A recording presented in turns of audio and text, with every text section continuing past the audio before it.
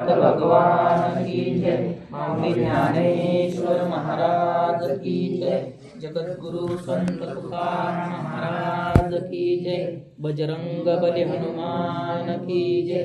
अमृतेश्वर भगवान की जय।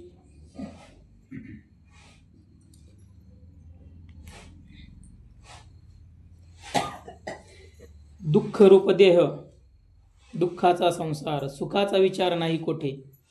कन्या पुत्र बाळे सुखाचे सांगती, दुःख होता जाती आपोआप. सोयरे धायरे कवनाचे कवन, अवघा वाटे शीन माझ्या मना. चोखा म्हणे आहो पंढरी निवासी, सोडवी भवपाशापासून या. गुरुर ब्रह्मा गुरुर्विष्णू गुरुर्देवो महेश्वरा. गुरुर साक्षात परब्रह्म तस्मै श्री गुरवे नमः.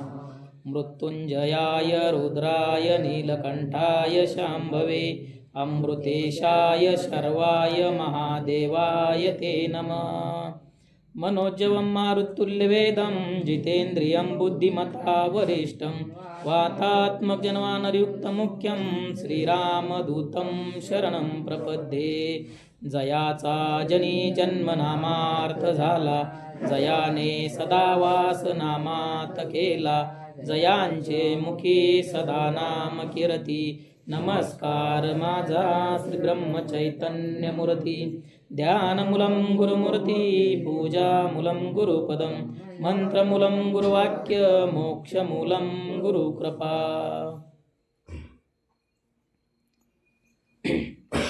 दुःख रूप देह, दुःखाचा संसार, सुखाचा विचार नाही कोठे. कन्या पुत्र बाळे सुखाचे सांगती, दुःख होता जाती आपोआप. सोयरे धैर्य कवनाचे कवन, अवघा वाटे शीन मना माझ्या. चोखा म्हणे हो पंढरी निवासी, सोडवी भवपाशापासून या. आज आपण आपल्या आजी जाऊन आज 3 दिवस झाले.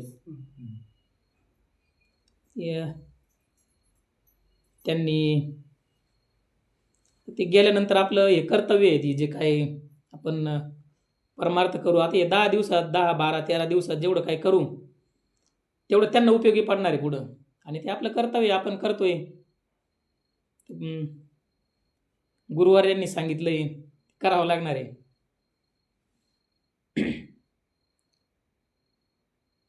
काल प्रवचन झालं सचिन महाराजांचं. आलाशी कोठोनी जाशी कवण्या रे ठाया, घरदार नाही तुझी अवघी लटकीच माया. आणि आज या माझ्यासारख्या बुद्धिहीन माणसाकडं काय जसं आता गुरुवर्य सद्गुरूंना काय जशी बुद्धी देतील थोड्या वेळ बोलण्याचा प्रयत्न करू. महाराजांनी सांगितलं दुःख रूप देह, दुःखाचा संसार. जर हा दुःखाचा संसार आहे तर मग तिकडं तर एका अभंगात सांगतात तुकाराम महाराज, स्वर्गीचे अमर इच्छितादी देवा, मृत्यू लोकी व्हावा जन्म आम्हा. आणि संतांना काय हा संसार सांगायचा नाही बरं का. आपले पोरं हा संसार सांगायचंच नाही संतांना. संसार म्हणजे संतांनी खूप वेगळी व्याख्या केली का, जन्माला येणं मरणं, उपजिते नाशे नाशे ते पुनर्, हे चालूच आहे ना आपलं. जन्माला आला का मरणारी कायम चालूच आहे. आपण 84 लक्ष येऊन फिरत आलोय आणि परत तेच करू राहिलोय. म्हणजे 84 लक्ष संपल्या का पुन्हा तेच आहे ना. पुनरुपी जननम पुनरुपी मरणम, आला का गेला, गेला का आला. फक्त त्याच्यात काय चाललंय, जन्म घेतोय मरतोय जगतोय पुन्हा तेच तेच तेच. मग संतांना आपली किव आली ते सांगते हा दुःख रूप आहे सगळं. पण इकडं सांगतात का स्वर्गीच्या अमर निश्चित ते देवा. मग जर दुःखाचे मग इकडं सगळं त्यांना यायचं कारण काय. पण त्याच्या पुढं खूप चांगलं सांगितलं त्यांनी. नारायण नामी हो जीवनमुक्त, कीर्तने अनंत खाऊ गीते. हा एक असा मनुष्य जन्म आहे कधी 84 लक्ष येऊन फिरून फिरून फिरून फिरून फिरून थकून गेला जीव्या. आता संतांना किव आली त्याची. आणि किव आल्यानंतर मग त्यांनी सांगितलंय व नारायण नामी जीवनमुक्त होण्यासाठी. आता ते देव जरी इथं येऊन ह्या मृत्यू लोकात येऊन जर मुक्त होतात मग मनुष्याला काय होता येत नाही. ते इच्छा करतात ना. इथं येऊन मुक्त होता येतं. संतांना किंवा आली, पण संत जे सांगतात ते मनुष्य ऐकत नाही ना. आपली गंमत कशी झाली ते आता भाऊ सांगत असतात. भाऊ खूप भारी सांगतात, आपल्याला काही तर जमणार नाही. गावामध्ये पूर्ण असा ते वाडा असतो आणि एक आंधळा त्याच्यात जातोय. आता त्याला त्याच्यातून बाहेर निघायचं राहतं, त्याला दिसत नाही. मग त्याने विचारलं, अरे बाबा मला बाहेर जायचंय म्हणले. अरे पण कसं जायचं? मग आता तिथं आलं एक सदग्रस्त, त्याने सांगितलं आता या गावाला पूर्ण कडेकोट बांधलाय म्हणलं, तू या भिंतीला हात लावित लावित लावित लावित जाय बाबा, जिथं दरवाजे येईन तिथं, तिथून बाहेर निघशील. पण आता ते काय आहे, तू पूर्ण ते दरवाजे पाय आला आणि त्याला खाज आली. मग दरवाजा निघून गेला आणि तो पुढे चालत राहिला ना. तशी गंमत झाली आपली. आता संत सांगतात, अरे बाबा जरी जन्माला आलाय, हे काही कोणी कोणाचं नाही आहे ना. आता त्या अभंगात ऐकतोय ना, अंतकाळी मी परदेशी. आई ना किती ज्या आईने आपल्याला पोटात 9 महिने सांभाळलं, ती सुद्धा शेवटी दूर राहिली ना. कन्या, बहीण, भाऊ, सगळं सगळं वरण पार. जी पत्नी आपल्या प्रत्येक गोष्टीत सहभागी असते, ती सुद्धा त्याने सांगितली, देहग्रहीची कामिनी तिथं राहिली भुवनी, मी जळत असे स्मशानी, अग्नी सवे एकला. कोणीच नाही सांगितलंय. मग काय करायला सांगितलं त्यांनी? सद्गुरूला शरण जा. आणि हा संसार, आता तसं सांगेल संसार प्रत्येक संतांनी तेच सांगितलं, संसार दुःख मुळं चोहीकडे इंगळ. त्यांना जो सांगायचा आहे तो वेगळा ना, आपण जो म्हणतोय तो वेगळा आहे. आपण आता हाच संसार म्हणतोय, लेकरं बाळ, गाडी माडी, काय असेल ते सगळं.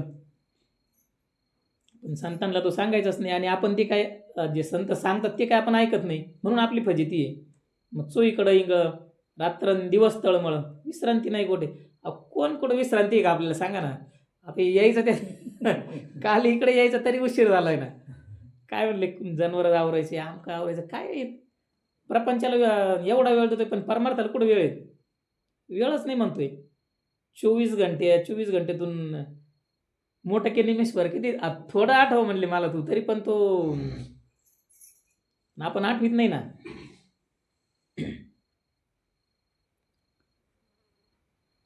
कोणीच कोणाचं नाही सांगितलंय त्यांनी. वाटतंय आपल्याला सगळ्यांचा आधार वाटतोय. जोपर्यंत आपला भगवंत आधार नाही असं वाटत नाही आपल्याला, भगवंताचा जोपर्यंत आधार वाटत नाही तोपर्यंत फजितीची. द्रौपदीने जेव्हा पूर्ण हात वर केले होते, तोपर्यंत तिला वाटत होतं काय मोठे मोठे द्रोणाचार्य, कृपाचार्य, भीष्माचार्य, आता हे मंडळी काही सामान्य होते काय? ते तर उशीर आहे. माते भीष्माचार्य काय त्या घ्या, राज्य देऊन दिलं सगळं वडिलांसाठी. आणि ब्रह्मचार्य, नैष्टिक ब्रह्मचार्य, नुसतं असं हाती बोलणारे ब्रह्मचार्य तरी आपण नुसतं बोलतोय, विचार सुद्धा मनात नाही कशाचा. अशी आता द्रोणाचार्य, एवढं तिला वाटलं याच्यातून कोणतरी, पण ते त्यांचं नव्हतं ना, ते मानले गेले होते शब्दामध्ये. त्यांचं अन्न खाल्लं होतं त्यांना, आणि सुरुवातीपासून ते तिथंच होते ना, त्यांना माहीत होतं ना. म्हणले आम्ही काहीच नाही करू शकत. आता शेवटी जेव्हा भगवंताला आवाज दिला, आणि भगवंत आता कसं आहे माहिती आहे का, भगवंत खूप जवळ आहे. आणि आपण याच्यामध्ये या प्रपंचामध्ये सुख पाहतोय. आता ते सुख आहे भगवंताजवळ, आणि भगवंत आपल्या जवळ आहे ना. किती सोपं आहे. संतांनी सांगितलं, अरे बाबा ते तुझ्या जवळ आहे. तर जे सुख पाहत होते भगवंताजवळ आहे, आणि भगवंत आपल्या जवळ आहे. आता इतक्या जवळ आहे का आपली सावली आपल्यापासून लांब दिसते, तितक्या जवळ आहे. पण तरी नाही आठवत ना. आजींचं काय भाग्य आहे. आता किती पर्व काळ आहे महाराज. गोंदवलेकर महाराजांची जन्म जयंती, रोहिदास महाराजांची जन्म जयंती, त्याच्यानंतर आपले नरहरी महाराजांची जयंती, आणि अशा पर्व काळामध्ये देह ठेवणं, आता हे तर सगळे पर्व काळच आहे ना. किती आनंदाची गोष्ट. आणि उत्तरायण आता ते तर आहेच, पण किती पर्व काळ आहे मोठा. 16चा असतो. हे असं काही सगळीकडे पाहायला मिळतं काय? मी ज्यावेळा भाऊंकडं होतो एक दिवस, तेव्हा असंच विषय निघला होता का बाबा, ताईंच्या आई आजारी होत्या आणि आजारी होत्या म्हणजे जायच्या स्टेपवर होत्या बा, तेव्हा चालला होता विषय असा. भाऊ ताईंना सांगत होती आता ही परीक्षेची वेळ आहे बा, तुमच्या परीक्षा अख्खा आयुष्यभर परमार्थ केला ना तुम्ही, मग जर त्या दिवशी जर डोळ्यातून एक थेंब जरी अश्रू नाही आला म्हणे परीक्षेचे म्हणले, मग अख्खा आयुष्यभर परमार्थ केला हा काहीतरी उपयोगात आलाय. आणि आपण पाहिलं ना त्या दिवशी आई आपल्या घरातच होत्या, काकडा झालाय, काकडा झाल्यानंतर भजन झालंय, एवढं सुचतं कोणाला. आणि आजींची स्थिती तरी काय किती भारी होती, लहान मुलासारखी स्थिती, दुःख नाही. आता आपण ऐकलंच ना, मनाला दुःख वाटतं बा, यानं आमकं म्हणलं, त्यानं फलानं म्हणलं, बिस्तर म्हणलं. अहो ती मनच असं होतं का ते मन आहे मी ह्याची राम करी काय, आता भगवंतच झालं ते सगळं, काय त्यांना दुःखाचा काय विषयच नाही ना. आणि पूर्वीपासूनच रात्री महाराजांनी सांगितलं परमार्थ पूर्वीपासूनच घरात चालू आहे. तो आज खरं फळाला आला ना परीक्षेच्या वेळेस, जर तुम्ही पास झाले ना तुम्ही सगळे, ज्या असं कोणाला वाटतंय व आपलं किती वय व्हावं द्या, वाटत कोणाला का आपल्याकडून हे सुटावा किंवा मग आपल्यातून हे गेल्यानंतर. आता पाहिलंय आम्ही पार ज्यांना घरात बसल्यानंतर काहीच करता येत नाही स्वतःला आपलं, तरी ते गेल्यानंतर अहो घरातल्यांची परिस्थिती जर पाहिली ना अशी नुसती येण्यासारखी करते काही बी आपले. आता कल्याण झालं का दुःख झालं, कल्याणच झालं ना. आणि ते भगवंताने केलं, आपल्या काय हातात आहे, आपण मग याच्या पहिले करू शकत होतो ना, ते भगवंताच्या हातात आहे आणि भगवंताने केलं आणि करून घेतलंय ते सगळं. एवढा मोठा सोहळा आणि हे चाललंय, हे काय सगळीकडे पाहायला नाही मिळत. आणि महाराजांनी तिकडं चालू होतं तर बाकीचे लोक म्हणजे काय चाललंय यांचं, काही कळा नाही म्हणले, आज नवीनच दिसतं यांचं. महाराज खरोखर याचीच गरज आहे ना, आपण केलं तरी पुढची पिढी करणार आहे ना असं. आणि पहिले चालत होतं ना, पहिले पूर्वीचे लोक करायचे, पण मध्यंतरीच्या काळामध्ये पोत्या पोरा नाही ते चालूच होतं ना. मध्यंतरी जरा सुशिक्षित माणसं आले त्याच्यामुळे मग परमार्थ थोडा झाले. आणि संत हेच सांगतात मग जन्माला आल्यानंतर काय करायचं, मग हे दुःख कसं नाही होणार बा आपल्याला. आता त्याची प्रचिती आली ना, जर सद्गुरू आपल्या जीवनात नसेल तर मग हे दुःख झालंच असतं ना, आपण त्या बाकीच्या सारखंच केलं असतं ना. हे दुःख का गेलंय, सद्गुरू करायचं. आता जे सद्गुरूंनी सांगितलंय आपल्याला आणि जी सत्य परिस्थिती ती सांगितली ना, का बाबा तू आणि हे वेगळं आहे, जे तुझं आहे ती वेगळंच आहे, आणि जी हे दुसऱ्याचं उसणं आणलंय ना आपण, हा बाळोतरी उसणं का मग नारायण नाम होऊ जीवनमुक्त, मग ती याच्याशिवाय तर साधनाशिवाय तर साध्य होणार नाही ना. मग त्याच्यासाठी हे साधन मिळालं आपल्याला 84 लक्ष युनी फिरून. आता आपण साधं आहे, कुत्र डुक्कर मांजर हे पाहिलं किळस येते आपल्याला, पण आपण त्याच्यातून गेलोय ना, एवढं फिरून फिरून फिरून थकलोय आपण. थकून मग पाप पुण्याच्या याच्यानुसार मग आपल्याला मनुष्य जन्म मिळालाय. मनुष्य जन्म मिळाला तर मग सगळ्यात महत्वाचं, मनुष्य जन्म मिळाला कायसाठी हेच विसरून गेलाय माणूस. याचं खरं ध्येय काय आहे, खरं ध्येय भगवत प्राप्ती आहे. ती भगवत प्राप्ती सोडून इकडंच नादाला लागलाय तो. भगवत प्राप्ती आहे पण मग बऱ्याच वेळा बऱ्याच मंडळींना माहिती नसतं, अज्ञानी जीव असतो. नेमकी भगवत प्राप्ती म्हणजे काय, आता चुकीच्या मार्गाला जाऊन बरेच लोक दुसऱ्याच गोष्टींना भगवत प्राप्ती मानतात. नको त्या गोष्टीला जाऊन नको तिला डोकं ठेवून त्यालाच भगवत प्राप्ती मानतात. आता त्यांना का आता किती दिवस असा आबदलीवर किती भक्त पायाखाली घातले, अशी कधी मेळ लागेल बरं आपला.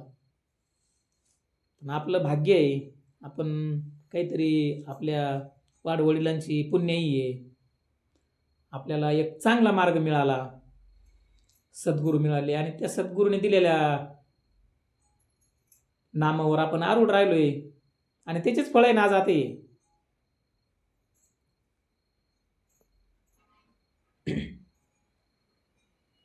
दुःख रूप देह, दुःखाचा संसार, सुखाचा विचार नाही कुठे. सुखाचा विचार आता सुख नाहीच त्याच्यामध्ये. एखादी गोष्ट इथं हरवली ना, आम्ही तिकडे गेल्यावर पाहिली सापडन कधी नाही ना महाराज, इथं नाहीच ते सुख. आणि ते सुख ज्या भगवंताकडे आहे तो खूप उदार आहे, इतका उदार आहे, इतका उदार आहे का तो काय देईन त्याचा काही भरोसाच नाही. आणि जे दिलं आहे आपल्याला ते खूप अनमोल आहे. आपण त्याच्यासाठी प्रयत्न करत आहे. भाग्यवान मंडळी आहे आपण सगळी. कन्या पुत्र बाळे सुखाचे सांगती, दुःख होता जाती आपोआप. काय आहे महाराज, आता हे सगळं आपण अनुभवतोय प्रपंचातल्या गोष्टी. ते असं आमच्यासारखा एक येडा होता, तो म्हणायचा बा माझ्याशिवाय काहीच होणार नाही घरात. सगळे आम्हाला लई जीव लावते आणि मी जर नसलो तर काय होईल बा, मी जर नसलो तर काय होईल. काही प्रपंचाच्या आधी नसतात. एक असेच महात्मे आले आणि रस्त्याने चालले होते, चाललं त्याचं ते असे आले किती बाबा आणि गेले किती, त्यामुळं काय कोणामुळंच बंद पडत नाहीये. तो म्हणले नाही नाही बाकीचेच असेल पण माझं तसं नाही बा. आपण थोडं पाहू म्हणले, थांब गंमत थोड्या वेळ थांब म्हणले, उद्या तुला सांगतोय मी तसं कर. मग सकाळी संध्याकाळी ये म्हणले माझ्याकडं, तू सांगतो मग तसं कर बा. आता याला बी पाहायचं आहे आपल्यासाठी कोण काय करत आहे कोण काय नाही. मग गेलं महाराजांकडं. महाराज म्हणले तू झोपला का सकाळी, उठूच नको म्हणले. झोपूनच राह म्हणले. तर ते म्हटलं आता उठन, मग उठन बाकीच्यांना सगळे गेले, हा का बरं उठा ना बा, वेळ झाल्यावर थकला असन, असं झालं असन तसं झालं असन. पण 8-9 वाजले मग उठानाच बा. बाकीच्याला वाटलं आता गेला म्हणले. मग आता लागले आरडाओरडा करायला सगळेच. आता काय आज्ञेने जीव राहतोय. बायको मुलं आई बाप. बाप म्हणतोय आता हे काय जायचं वय होतं त्याचं, मी गेलो असतं चाललं असतं. आई म्हणती ते हा गेला आता हे प्रपंच कोणा करायचा. बायकोही म्हणती मी जायला पाहिजे होतं. मुलं पण मग आता काय ते संत हुशार असतात. संत आले, पाहिले विचारलं म्हणले काय झालं. हो म्हणे गेले म्हणे आमचे मालक. आता तिने ऐकलं होतं सगळं बाहेर कोण कोण काय काय म्हणतं. ऐकल्यानंतर मग म्हणले हा जिवंत होईल म्हणले, त्याच्या जागेवर कोणाला तरी जावं लागेल. तुम्हाला खूप दुःख झालं म्हणले, आता ते दुःखाचं निवारण होईल, पण आता याला जिवंत जर करायचं म्हणलं तर याच्याबरोबर याची जागा कोणाला तरी घ्यावं लागेल. याच्या अगोदर पत्नी म्हणत होती ना मी जायला पाहिजे होतं यांच्या अगोदर. मग म्हणले तू जाय बा त्याच्याबरोबर, त्याला जागा करतो मी, जिवंत करतो त्याला. आता तो ऐकतोय ना सगळं. कुठं गेलं प्रेम तिचं. नाही नाही अजून ते पोरायचं सगळं पाहायचंय मला, ती आता काही कुठं जमन का म्हणते असं जाऊन लवकर. आता वडील म्हणले होते त्याच्यानंतर परत मी गेलो असतो तर चाललं असतं बा. ते वडिलांना म्हणले घ्या म्हणे मग तुम्ही आत्ती जागा, मी त्याला उठवतोय. ते म्हणले नाही नाही आता नातू पाहायला रागेल मला, अजून सगळं पाहायचंय. आई अहो कशाचं काय कोण. मग मी जातो म्हणले. मग आता मी उठवतो त्याला. हा म्हणे चालेल ना तुमच्या माग तरी कोण आहे म्हणे. मग आता साधूच्या माग कोण आहे तरी. असे आता आमचे गुलाबगिरी महाराज आहेत नांदगावचे, ते आमच्या तिथं बरेच आमच्या आजोबांपासून म्हसोबाचं कार्य चालू राहायचं. ते दर वर्ष 2 वर्षाला बोकड्या बिकड्या काहीतरी चालूच राहायचं. तर आम्ही माळवेळ घातल्यानंतर मग ते महाराज म्हणले काय बंद करा म्हणले सगळं. ते म्हणले नाही ते देव राग बिग भरला किंवा कोप बिग काही झालं तर मग काय करायचं. महाराज म्हणले तुम्ही पुरणपोळीचं नैवेद्य घेऊन जा बुवा, देव काय करायचं आहे तरी. परत गेलो महाराजांकडे म्हणलं ते घरचे काय ऐका ना मग आपलं ते नाही म्हणते ते करावंच लागेल म्हणे. म्हणजे मग त्यांना सांगा आता तुम्ही काय कोणी घेऊन जाऊ नका निघत पुरणपोळीचा, माय माग काय कोण नाही म्हणे. मला मस्त तिकून नाही घेऊन दिलं ना म्हणे, काय अडचण नाही म्हणे. मग तेव्हापासून झालं ना काय बंद झालं ना डायरेक्ट. आता बाकीचे कसे म्हणत होते बा तेव्हा नाही बा ते मसोबा असं होईल तसं होईल फलन होईल. तसं संत कसे राहतात. मग तुम्ही नका करू आम्ही करतोय. मग तसं त्यांनी सांगितलंय मी जातोय बा. मग ते बाकी सगळे हा म्हणले ना. तर संत काय करतात की जे दिसतंय आपल्याला जे दिसत नाही ते दाखवून देतात ना. आपल्याला काय माहिती होत देव आहे पण कुठं आहे माहिती आहे का. तो आपल्याला प्रत्येकाला माहिती आहे आपण प्रत्येक जीवात भगवंत आहे म्हणतो, पण अनुभव होतात काही जोपर्यंत संत भेटत नव्हतं तोपर्यंत नाही ना. ती एक संतांकडं सांगण्याची, पटवून देण्याची या असते, हातोटी असते. आणि ते बरोबर आपल्याला ते आपल्या मनावर बिंबवतात. नाही बाबा, तूच देव आहे. दुसरं तरी काय सांगितलंय. पण प्रपंचातील लोकांना नाही कळत ना ते. बऱ्याच ठिकाणी सांगितलं ना महाराजांनी.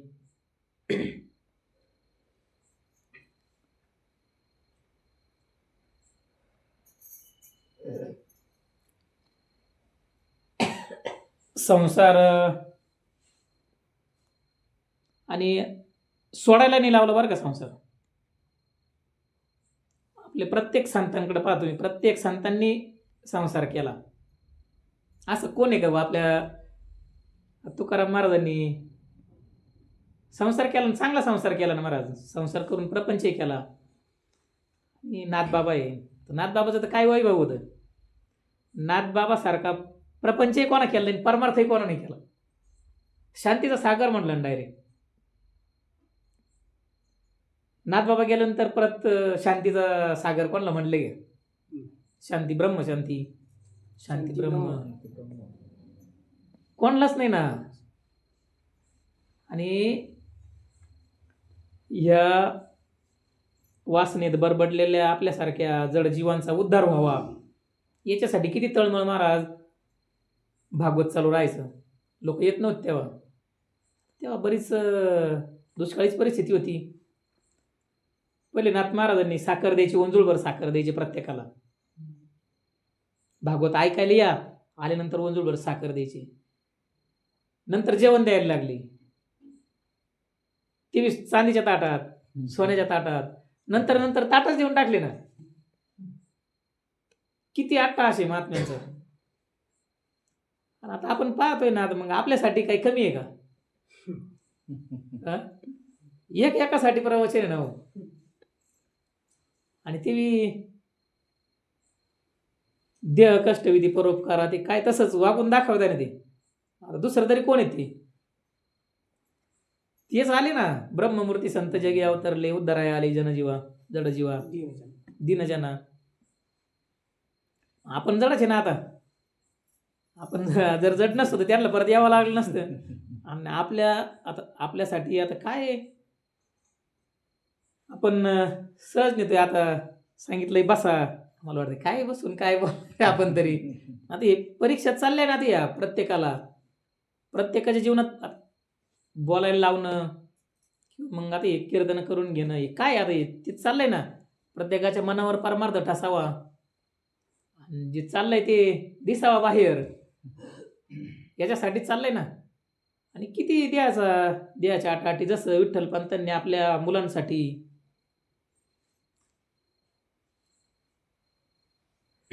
देहांत प्रायचित्त घेतलं ना. मग ते देहांत प्रायचित्त घेण्यामागचा उद्देश काय होता? मुलांना अधिकार मिळावा. आता हे प्रायचित्तच चाललंय ना. काय चाललंय महाराज? 4-5 वर्ष झाले. कोरोना कधी आला होता? 19 मध्ये आला होता. आज 26 चालू आहे. बसण्याची परिस्थिती नसताना तास 2-2 तास बसून आणि अमृत पाजायचंय. बाहेर कुठंच ऐकायला मिळत नाही ना. आणि काय घेणं कोणाला? बाहेरच्या जगाला काय घेणं कोणाला? हे जगू नाही तर मरू, काय करायचंय? पाकिट द्या फक्त मोठं. आणि जगाचा उद्धार व्हावा. कोणाची इच्छा आहे? काहीच इच्छा नाही कोणाची. फक्त एक संत आहे ज्यांना कळवळा येतो हिताचा कळवळा, जीव तुटे. त्यांचा जीव तुटतोय बाई. हे जे सामान्य जनता आहे, हिला परमार्थ कळावा आणि यांचा उद्धार व्हावा. त्यांना काय, त्यांचा प्रपंच वाढा, त्यांना काय करायचं? त्यांचं तर अगोदरच झालेलं आहे. ते आलेच त्या कारणासाठी. त्यांना काही घेणं नाही कशाचं. आणि ज्यांना वाटत असेल त्यांना घेणं आहे ते सकाळीच वाटलं ज्यांना सामान्य, जे प्रेमानंद महाराजांचं, ज्याला गुरु काही शरीरामध्ये जर दिसत असेल, भगवंत नसेल दिसत, तर त्यांना काही केलं तरी त्याला काहीच उपयोगात नाही हो त्याचं. ते कल्याणासाठी चालले. आणि आपण तर ही गंगा चालू आहे दररोज.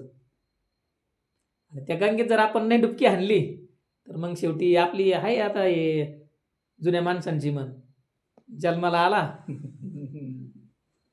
नंतर काय नाही ना उपयोग नाही ना पुन्हा मग हा हे जरी नाही ऐकत मग आता चाललंय आजपासून ना किती 4-5 वर्ष 6 वर्ष होऊ राहिले ना आता दररोज अमृत पाजायचं काम चालू आहे आणि निस्वार्थ आहे काय कोणाला कशाची अपेक्षा आहे कुठलं काय आहे घरी बसल्या बसल्या ऐकायला भेटतं ना. आणि एवढं सगळं आपल्याला हे नाही कळायचं कारण काय ते ती महाराजांनी सांगितलंय लोभ सर्प डंखिला करू काय हा लोभ आज सुख समजा थोडंफार आज कांदे लावले म्हणजे थोडे कांद्याचे पैसे होतील आणि पैसे झाले म्हणजे मग थोडं परिस्थिती सुधारली का मग आपण सुखी होऊ बुवा. किंवा गाडी घेऊ गाडीनं सुख मिळन मुलं नोकरी लागल्यावर सुख मिळन किंवा मग आता ते गोंदवलेकर महाराजांच्या एका प्रवचनात लई भारी सांगितले त्यांनी सुरुवातीला म्हणले मूल होईना म्हणून भगवंताला प्रार्थना केली का भगवंता मला मूल हो देवा मूल झाल्यानंतर मी परमार्थाला सुरुवात करीन आता आपलं कसं असतं माहिती आहे का प्रपंचामध्ये एक संपलं का दुसरं तयारच असतं आता मुलगा झाला ना आता मुलाचं शिक्षण झालं मुलाचं लग्न होईना म्हणले भगवंत आता हे मुलाचं लग्न झालं पाहिजे मग इकडून तिकडून लग्न झालं मग मुलाला नोकरी लागली पाहिजे म्हणले ते होतं कुठं नाही मग मुलाला नोकरी लागली मुलाचं लग्न झालं मुलाला मुलं होईना म्हणून दुःख इकडून तिकडून मुलाला मुलं झाले मग तरी सुखी व्हावं ना मग मुलाचे मुलं सांभाळतील म्हणून दुःखी आपलं दुःख संपत आहे का मग दुःख कशानं संपत फक्त जोपर्यंत सद्गुरूला शरण जात नाही आणि सद्गुरू जे सांगन ते ऐकत नाही तोपर्यंत दुःख जाणारच नाही ना हे चालूच राहणार आहे लग्नही होणार आहे मुलाला मुलंही होणार आहे येणार आहे जाणार आहे हे आपलं काही नाहीच आहे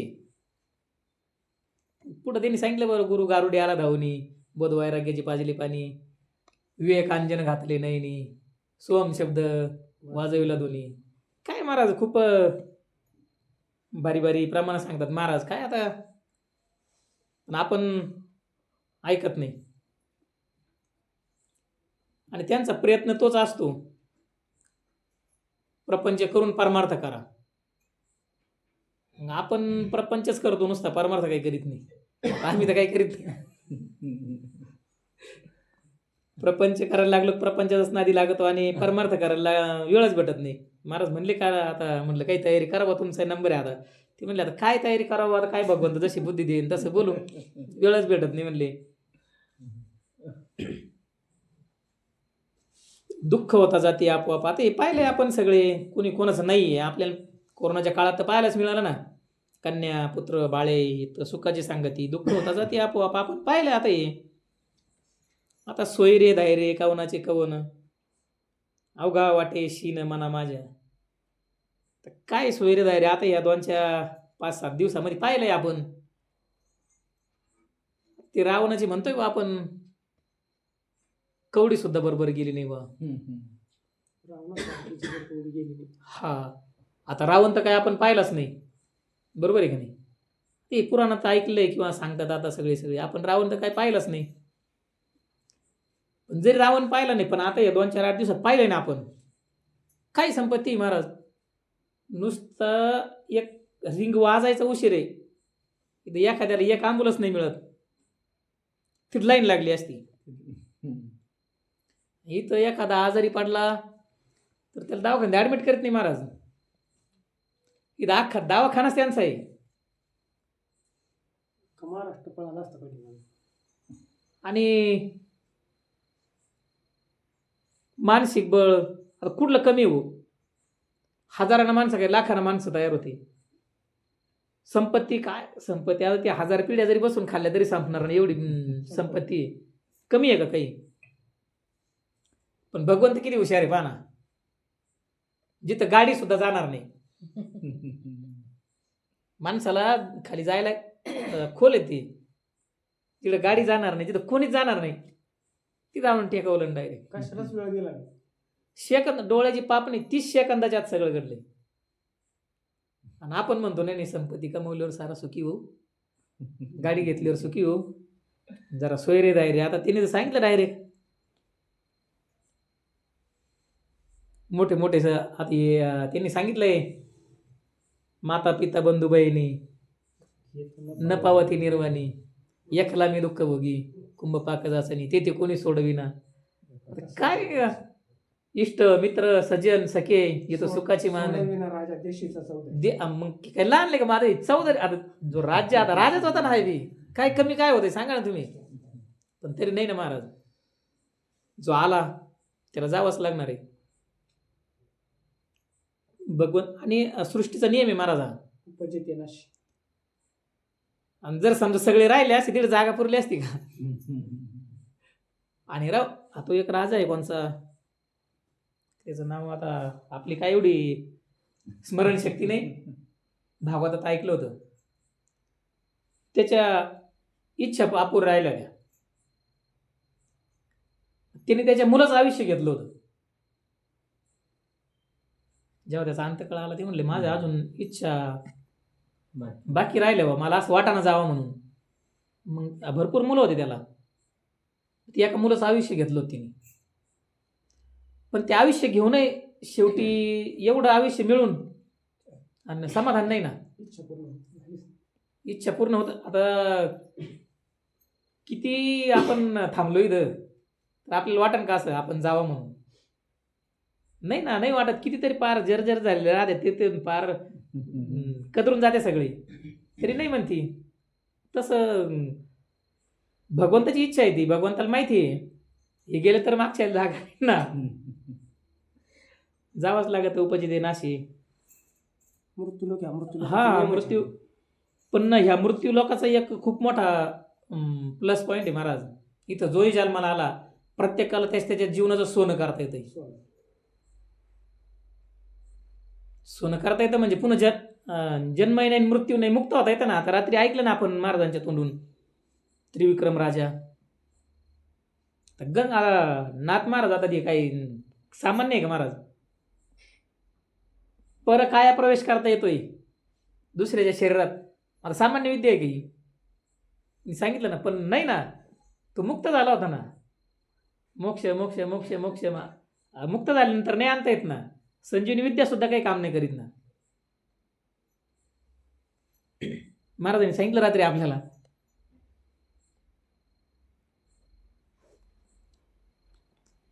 मुक्त होता येतं. हे कलियुगात जो मृत्यू लोक आहे, आपण ज्या मनुष्य देहाला आलोय 84 लक्ष युनी फिरून आलोय, सगळ्यांना माहिती आहे. पण मुक्त होता येते माहित नाही ना. प्रत्येक जण म्हणतो हा परमार्थ करून तरी काय होणार आहे, सगळेच जाणार आहे. सहज सहज म्हणते ना. आता जे आपण करतोय परमार्थ लागलोय, तर बाकीचे लोक आता बरेच म्हणतात बा मग तुम्ही काही जाणार नाही, तुम्ही परमार्थ करते, आपणही जाणार आहे ना. पण आता भाऊंच्या तोंडून बऱ्याच वेळा ऐकले, आपल्या जाण्यात आणि त्यांच्या जाण्यात लई फरक असतो. जाणार काय येणार काय. हा. आणि भाऊंच्या तोंडून नेहमी ऐकतो आपण, एक अधिकारी असतो आणि एक गुन्हेगार असतो म्हणले भाऊ. म्हणले ते अधिकाऱ्याच्याही कडांना 2 पोलीस राहते म्हणले, बरोबर आहे की नाही. आणि चोराच्या दोन्ही बाजूने पोलीस राहतात. फरक आहे की नाही. तसं आता संत सांगतात ना फरक, आणि आपल्याला कळतोय ना हे आपलं नाहीच आहे, जे दुसऱ्याचं आहे. मग आता एखाद्याकडून काही आणलं आपण, मग ते द्यायच्या टायमाला काही दुःख होतं का आपल्याला? नाही होत ना. ज्याच्याकडून आपण आणलं होतं त्याचं द्यायच्या टायमाला कुठं दुःख होतंय. आणि हे आपल्याला या नामस्मरणातून किंवा सद्गुरूंच्या मुखातून ऐकल्यामुळं कळायला लागलं ना, जाणार काय राहणार काय आहे. आत्मा कधी मरत नसतो. आत्मा पाण्यानं भिजावला तर भिजत नसतो, जळत नाही. हा. तरी पण आपण किती दुःख करतो. पण आता ही मायाचा प्रभाव आहे, ही माया आहे. मायेने काही चांगल्याला नाही सोडलं. आपण तर काय आता कुठंतरी परमार्थाला लागलो आणि थोडंफार काहीतरी तोडकं मोडकं येतं आहे आपल्याला. येतं म्हणण्यापेक्षा ते त्यांच्याच कृपेनं येत आहे. ते काय कळायला लागलं आपल्याला थोडं. पण ते कळायला लागल्यावर माणसाचं नाही बसते ना. लय उड्या हाणते महाराज.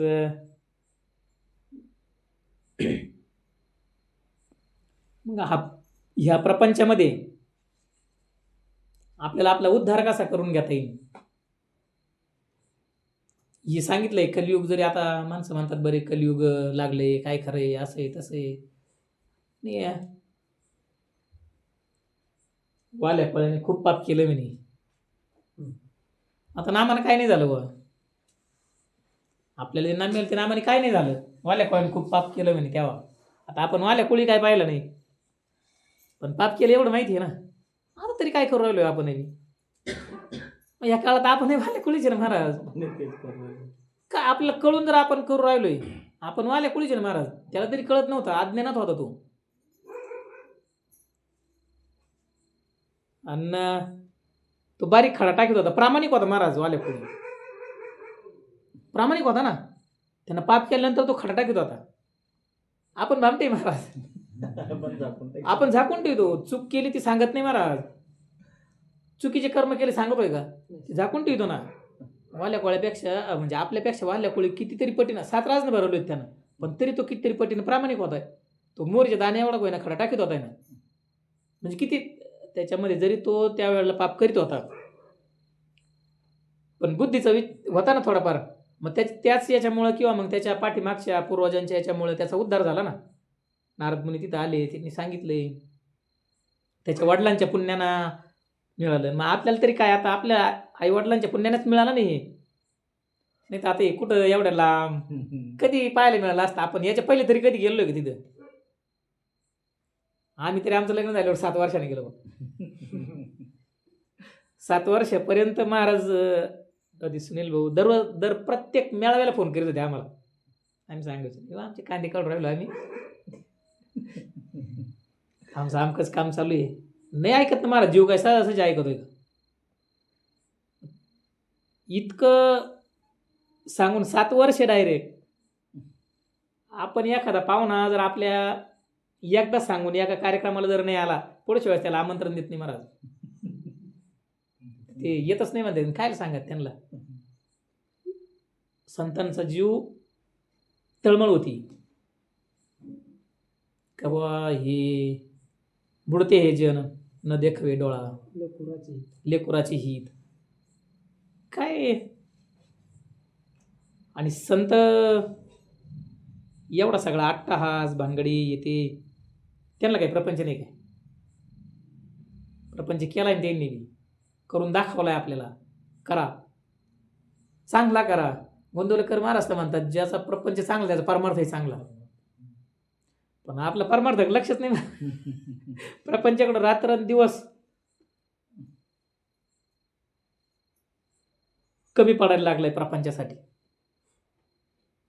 इतकं. आणि ते नाशिवंत हे कळतच नाही आपल्याला. हे जाणार आहे काही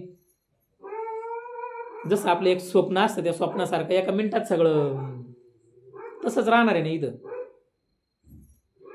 आणि आपण आलोय तेव्हा हे पहिले इथंच होते आणि जाणार आहे तरी इथंच राहणार आहे ना. एवढं सगळं कळतं मग तरी रात्रंदिवस यानं घालतोय आपण. पण महाराजांनी सांगितलंय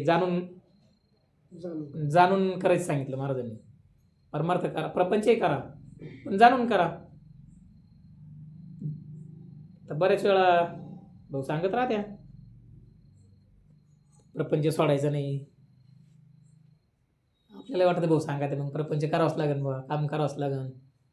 बऱ्याच वेळा सांगत आता नाही जमलं तरी नका येऊ बा पण प्रपंच कसं आहे प्रपंच करावंच लागतो.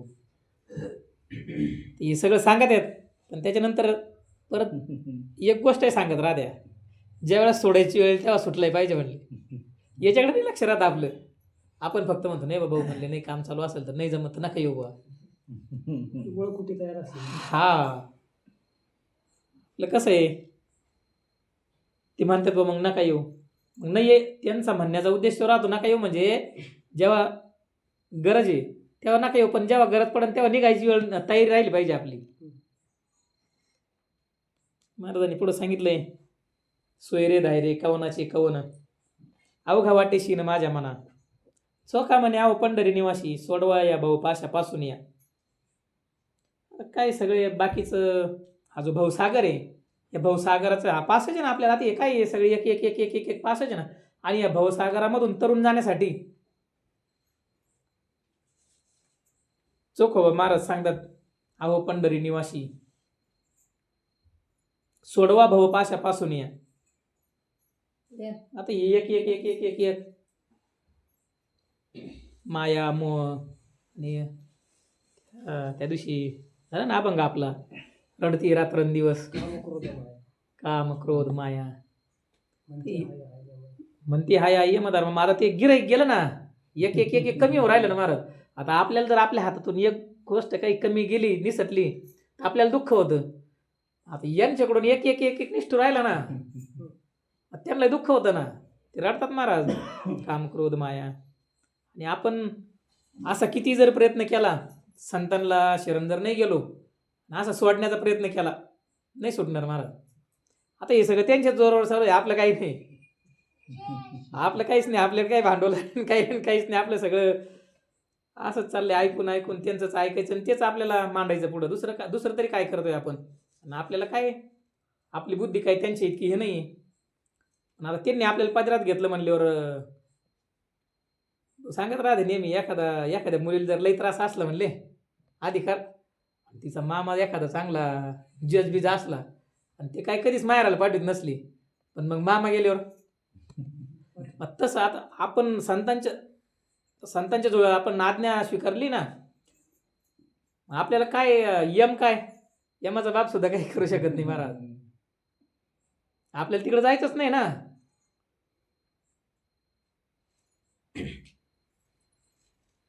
आपल्याला मोक्ष मार्गाचे आपण पायी घे ना, आपले हळूहळू हळूहळू जरी समजा आपलं नाही झालं त्या पटीत जेवढं सांगत तेवढं, पण हळूहळू हळूहळू हळू आपली तिकडंच वाट चालेत ना.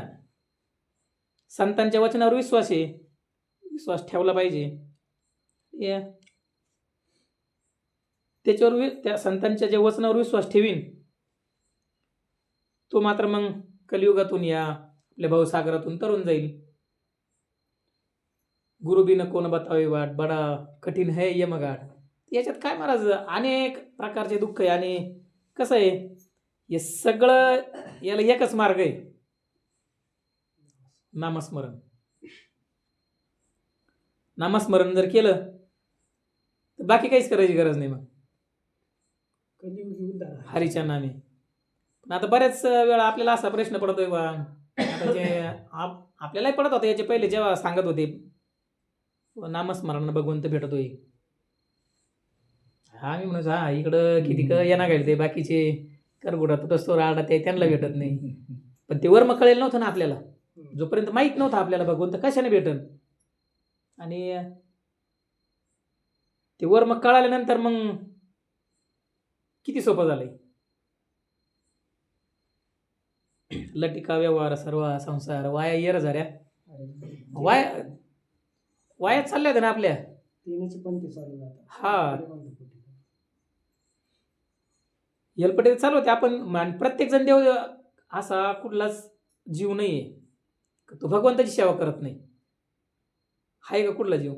हो, किती एखादा दररोज लेजिम खेळत येणार असला, त्याला नुसता रस्त्यानं दगड जरी दिसला तरी तो हात जोडतोय महाराज. तो किती, आमच्याकडे तर असे काही माग होते का ते संध्याकाळी घेऊन आणि मग भजनाला येत होते. ते भजनाला यायचे कशासाठी माहितीये का? मला कोण काय म्हणतं ते पाहायचं. पण तरी ते कोणत्या का भावनेने येईना, पण शेवटी भगवंताचं नामस्मरण करताय ना, किंवा भगवंताचं भजन करता. हळूहळू हळूहळू एक दिवस ते सुधारणार आहे ना. मग वाल्याकुळी जरी एवढा होता, पण तो एक दिवस हळूहळू हळूहळू हळूहळू सुधारला ना. तो वाल्याचा वाल्मिक झालाय. तुलसीदास महाराजांचा आता आपण ऐकली ती भक्तमाल पाहिलं ना. आता तुलसीदास महाराजांचं काय जीवनचरित्र आहे महाराज, किती दुःख आहे. आपल्याला थोडं जर दुःख झालं तर आपण भजनच काय, असे कितीतरी महाराज आहे त्यांनी सगळं परमार्थ सोडून दिलं. जीवनात थोडं दुःख आलं सोडून दिला ना. आणि जर आपण तुलसीदासांचं चरित्र पाहिलंय आपण, काय जन्मल्यापासून सुरुवातीनं जन्माला आल्यापासून आई गेली, आई गेल्यानंतर वडिलांनी डायरेक्ट त्याग केला, सोडून दिलं. त्यांच्या दासीने त्यांना सांभाळलं. कालांतराने ती दासी गेली ना महाराज, कोणीच राहिलं नाही. आणि राहिलं नाही मग म्हणल्यावर मग आता 2 टायमाची पंचायत झाली ना. सांगितलं का सत्संगात सांगितलं भगवंत सगळाच योगक्षम वाम्यम सगळं करतोय बा भगवंत. ऐकलंय भजन करावं लागत. पण मग केलं भजन चालू. भजन चालू केल्यानंतर मग आता जगाची आई दररोज भोजन घेऊन येत होती ना, ते पंचपाक्वान्नाचं. मग जर नुसतं भजन केल्याने पंचपाक्वान्नाचं जेवण मिळत आहे, आपण भजन केल्यावर आपल्याला काय मिळणार नाही महाराज. नामस्मरण केल्यावर काय मिळणार नाही. काय नव्हे केली एका चिंतिता विठ्ठले. आणि नंतर नंतर मग दररोज यायला लागल्या ना. दररोज पंचपाक्वान्नाचं जेवण मिळायला लागलं. जेवण मिळाल्यानंतर परत पुढची व्यवस्था करून दिली महाराजांनी. सगळं झाल्यानंतर परत प्रपंचाची व्यवस्था करून दिली ना. लग्न करण्याची इच्छा नव्हती. लग्न एक झालं. मग प्रपंचात गुंतल्यामुळं मध्ये परमार्थ थोडा कमी, थोडा आता यावरून येत असतं मायाचं. माया डेंजर आहे तशी. चांगल्यांना आता ते महाराजांनी रात्री सांगितलं याडका मदन केवळ पंचानन. चांगल्यांना हलवलं महाराज मायाने. 60,000 वर्ष तपश्चर्या केली, त्यांचं मातेरं केलंय पार. आपल्यासारख्याला नागविल त्याचं काय नवल नाही. पण आपल्याकडं साधन दिलंय महात्म्यांनी. त्या साधनामुळं आपल्याला, पण ते साधन बी महाराज दृढ निश्चयाने घ्यावं लागतं बरं का. आता रस्त्याने येताना महाराजांनी सांगितलं, आता आमच्या आहेत काय, आता ज्याचा त्याचा भाव असतोय, करू नये असं म्हणत नाही, किंवा ते वेगळं आहे ते काही चुकीचं नाही, ते भगवंताचंच काहीतरी ते सेवा करतात. पण ज्यांना नाम घेतलं त्यांना बाकीच्या गोष्टीवर तरी विश्वास नाही ठेवायला पाहिजे महाराज. नाही ठेवायला पाहिजे. कारण हे नाम म्हणजे काही सर्वसामान्य गोष्ट नाही. सर्व साधनांचे सार. हा, सगळ्या साधनाचं सार आहे. आणि सगळ्या नामाच्या पलीकडे परमार्थच नाही गड्या. इकडे किती एखादा जर म्हणला ना, जगाच्या पाठीवर किती बमट्या मारल्या आणि किती काही केलं, काहीही करू द्या, नामाच्या पलीकडे परमार्थच नाही, शेवटचं टोकी. आणि हे जर समजा सोडून, आता ते आहे ना ती ज्ञानेश्वरी ओवी आहे, ती ओवी काही आठवणार नाही, पण आता ते ऐकतोय आपण महाराजांच्या मुखातून बऱ्याच वेळा. त्याच्या जुन्या गावात जागा राहती, आणि त्या जुन्या गावातला वाडा होता त्यांचा, त्या वाड्याच्या खाली धनाचा हंडा आहे म्हणले, आणि हा भीक मागत हिंडतोय. आणि दररोज तिकडून गावातून भीक मागून खाऊन आणतोय आणि तिडच खातोय. त्याला माहिती आहे का तिकडं काय म्हणून? हे सोनं दिलंय आपल्याला आणि आपण कथिलाच्या मागे हिंडत पळायचं. संतांना ते त्याच्यासाठी दिलंच नाही ना. करतोय आवळे त्याचा.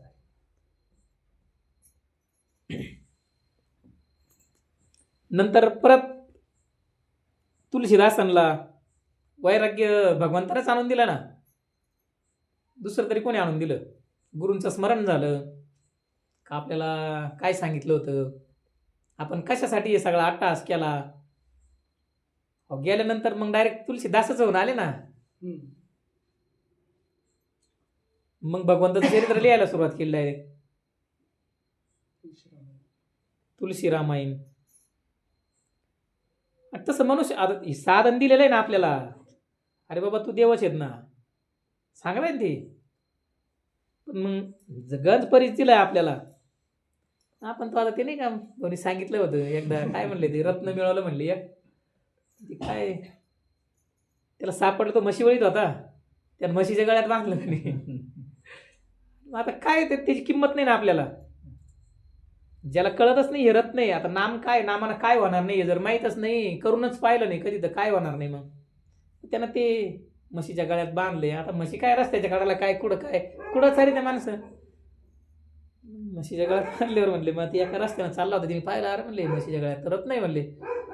त्याच्याकडे गेला, अरे म्हणले हे म्हशीच्या गळ्यात काय बांधले, काय नाही म्हणले. मग ती मला देतो का? नाही म्हणले आता मागवतो म्हणल्यावर मग ते काहीतरी विशेष आहे ना. म्हणले तसं जेव्हा मागायला लागला मग तेव्हा म्हणलं, नाही नाही नाही म्हणला तो. म्हणजे मग पैसे घे.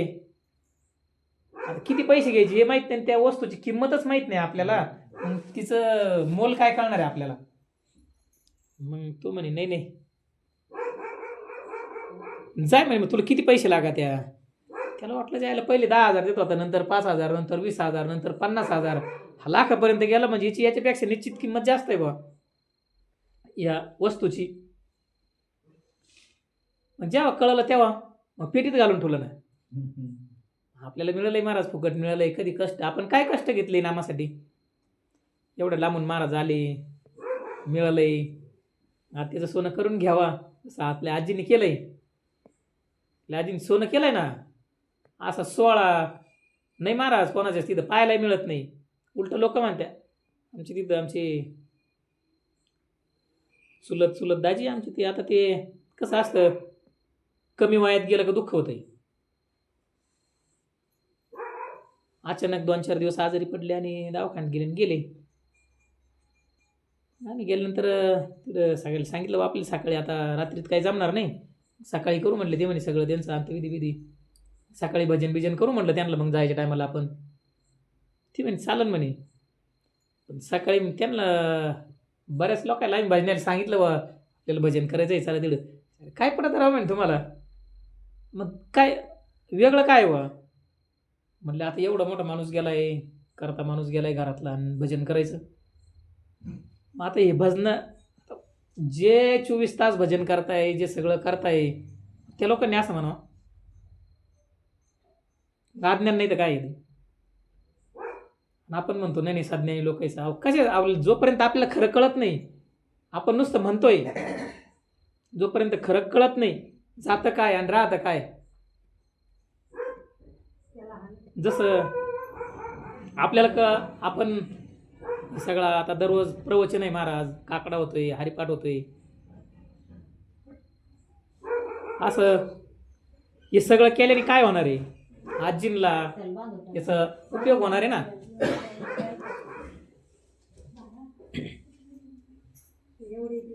आजींला जाऊन आपल्या आता 3 दिवस झाले पूर्ण. त्यांच्या आत्म्याला भगवंत आपल्या जवळ जागा देऊ हीच आपण प्रार्थना करू शकतो. आणि झालेलं आपलं काय आहे ते सद्गुरूंच्या चरणी अर्पण करून, काय चुकीचं असन बरोबर असन ते काय आता आपल्याला चुकीचं असेल ते आमच्या बुद्धीचा काही असन दोष, आणि जे काही बरोबर असेल ते सद्गुरूंचं ऐकलेलं असन तेच, दुसरं काही नाही. आपलं काही स्वतःचं काही नाही महाराज. झालेली सेवा भगवंताच्या चरणी. आणि आजींला भगवंताने आपल्या चरणाजवळ जागा दिलीच महाराज. आता एवढं चाललंय म्हणजे फुकट नाही चाललंय, त्याच्याशिवाय चालतच नसतं. एवढा विवेक आणि एवढ्या गोष्टी. पुंडलिका वरदेव हरी विठ्ठल, श्री ज्ञानदेव तुकाराम, पंढरीनाथ भगवान की, माऊली ज्ञानेश्वर महाराज की, जगद्गुरु संत तुकाराम महाराज.